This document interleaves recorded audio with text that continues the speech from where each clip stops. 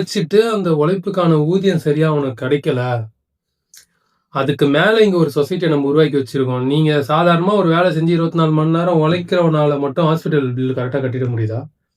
School fees ஈஸியா கட்டிட முடியுதா? அடிப்படை தேவைகளுக்கான பொருட்களையோ, வீட்டு வாடகையோ சரியா பண்ணிட முடியுதா? அப்ப இங்க உதவின்னு கேட்கிறவங்க யாருமே உழைக்காம கேட்கிறாங்கன்ற எண்ணத்தோட நம்ம இருக்கக்கூடாது. அதே மாரி திறமை இல்லாம இருக்கிறாங்க அப்படின்ற எண்ணத்தோடயும் நம்ம இருக்கக்கூடாது. நம்ம சமுதாய கட்டமைப்பே எப்படின்னா, ஒரு சராசரி மனுஷன் வாழ்றதுக்கு தகுந்த மாரி நம்ம முதல்ல வச்சிடலாம். சரி.